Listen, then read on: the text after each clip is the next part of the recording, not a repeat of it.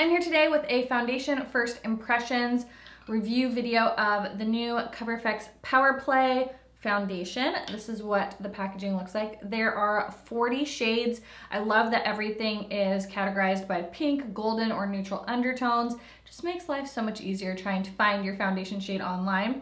You do get 1.18 fluid ounces, and it's a little like plastic squeezy bottle like this.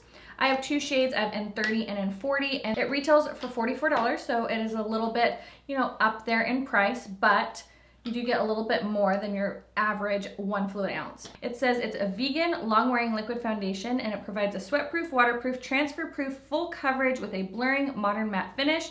It's formulated to provide an invisible, all-day shine control. This foundation contains a trio of ultra-fine powders that weightlessly mattify without dulling or drying the complexion, has 40 shades that do not oxidize, for the perfect match that stays color true all day on any skin tone.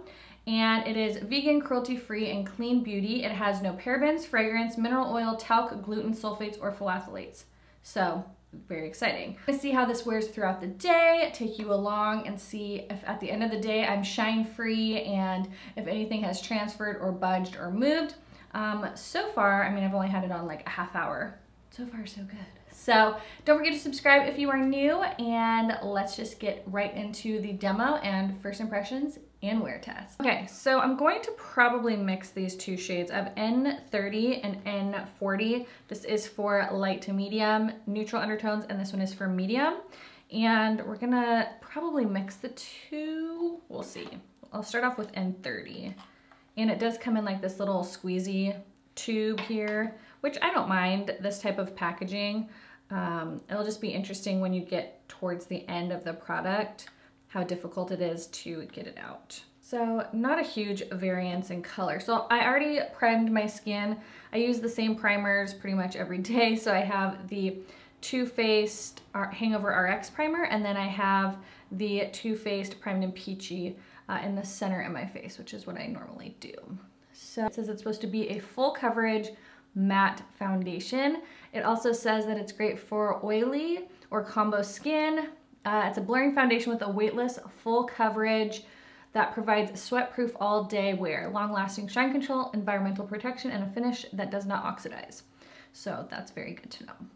So I mean, I'm definitely seeing a more matte type of finish. It's definitely not very full coverage though.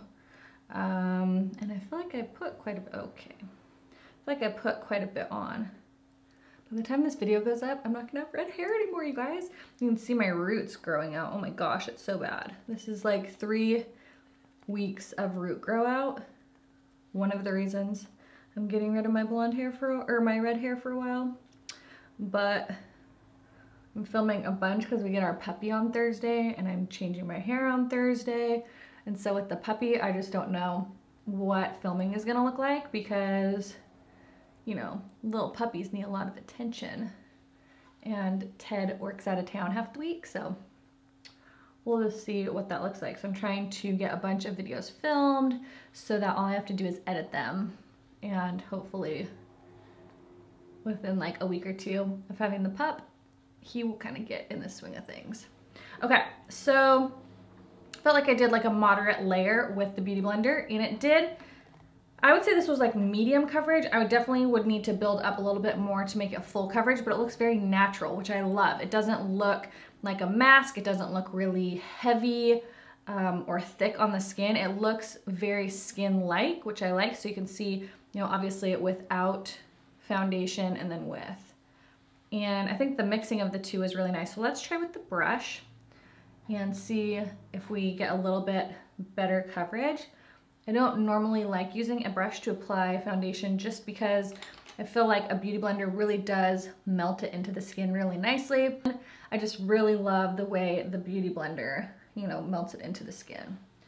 So I feel like with the brush, just right off the bat, it gave me a more powder-like finish.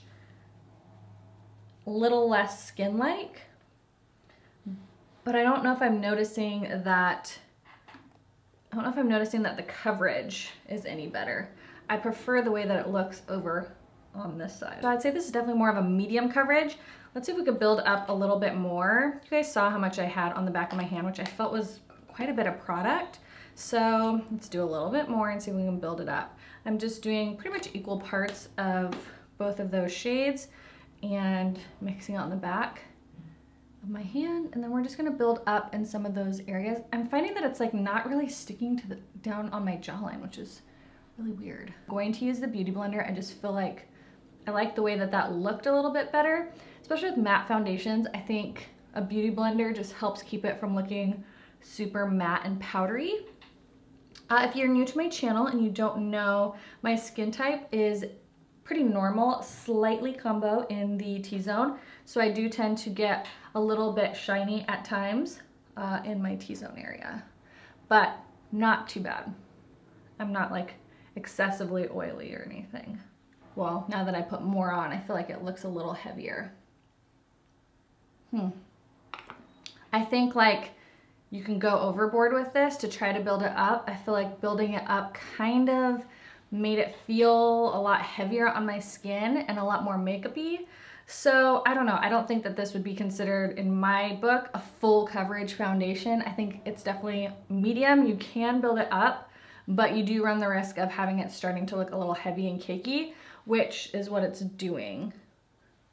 Because I definitely felt like I loved the way it looked on my skin prior to building it up. I like to use my Instant Age Rewind lately. This is the brightener shade, and I've been using this every day lately and I love it. So I like to brighten up the inner corner, but it's a little hard because I already had my eye makeup done. My Makeup Revolution, I've been loving this concealer in the shade C4 and kind of going over that and then blending it out. I like the combination of these two concealers because the pinky tones work really well with my skin. And then I'm taking my Velvetizer powder. You guys know I'm like obsessed with this stuff. And I'm going to set my under eyes and my T-zone. So, setting everything, I definitely like the way that it looks a lot more. It's definitely, since we built it up, it took away some of that natural look, but it's nice and matte. I don't feel like it's accentuating any pores or fine lines or anything. I feel like my face actually looks quite flawless. Finish up with my blush. It is 10:05 right now, and then I will check back in once I finish the rest of my face. So I am back with the check-in. It has only been like 5 minutes. I finished up the rest of my face. I feel like everything applied really nicely over the foundation. Now that everything's like finished, I feel like it looks a little less powdery. So I'm excited to see how it wears throughout the day. It's supposed to be sweat resistant, long wearing, shine free. I definitely added like some highlighty glow because that was a little bit too matte for my liking. But I really like the way it looks on my skin. It doesn't feel heavy anymore. And now that I can like touch my face, it feels a lot more lightweight on the skin and less like heavy cakey that it first did once I built it up a little bit. So I think now that it's kind of like melted into my skin, I really like the way that it looks. I definitely feel like it has kind of blurred out my pores and it looks really pretty. And I'm obsessing over this lip color.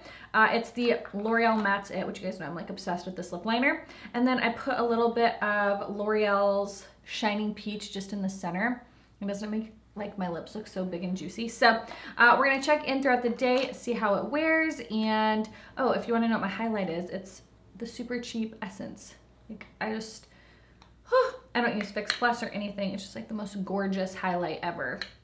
So I'm gonna check back in a few hours. We'll see how it's holding up, how it's wearing, and yeah, I'll see you guys in a little bit. It is now 4:05. I am back in with a check-in. We're gonna look up close here, see how everything is holding up.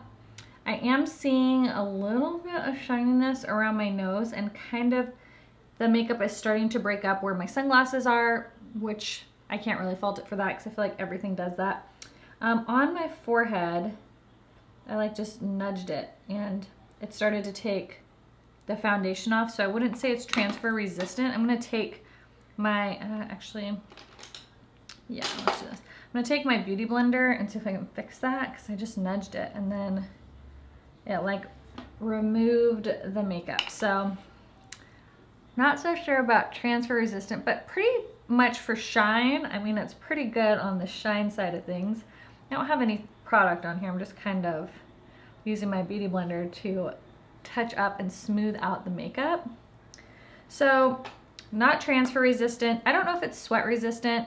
I did my workout before I filmed today, but it's holding up pretty nicely. It is starting to look kind of makeup-y a little bit around this area. So from talking and stuff, it is starting to move a little bit, but it's not too bad. I wouldn't put this anywhere in the league with the Almay TLC, which you guys know I really like, but this one has a very limited shade range. I know it's horrible. I think that all the brands should definitely be coming out with more shade ranges for their collections. And it's nice that this does have 40 shades. But I think it's nice so far. I don't know if it's like in my top 5 foundations, but it's nice. I don't think you get as long of wear as it claims to have, but it still looks pretty. I still think it looks very nice. Yeah. I just am feeling like it's starting to feel a little bit heavy and greasy, like around this area. You know when you can start to feel your makeup, like if you touch it, it's just gonna like grease off? That's how this is feeling. It's not quite looking like that yet, but it definitely feels like that. So I'll do one more check-in at the end of the night and give you my final thoughts. Now 6:17, I've had this on close to 9 hours, and we're gonna give you my final thoughts. I think that for the most part, it's held up pretty good. It is wearing off around my chin. It is wearing off kind of in the center of my face, and I'm getting pretty oily right here along, like in between my brows. Zoom in, I think you can see. And if I really lightly put my finger on my face, like it's definitely transferring off. And my skin is feeling really kind of greasy. It doesn't look very greasy, but it's feeling greasy. So as far as this being like transfer resistant, I don't think so. I'm not sure how sweat proof it's going to be, but it did hold up pretty good. It was a very average day. Again, this is geared to combo to oily skin, and I have kind of normal to slightly combo, and it definitely started to break up in the midsection of my face, probably hour, I don't know, 5 or 6. But for an everyday foundation, I think it's really pretty. So if you guys have tried this foundation, let me know down in the comments below, and thank you guys so much for watching. I'll see you guys in the next one. Bye!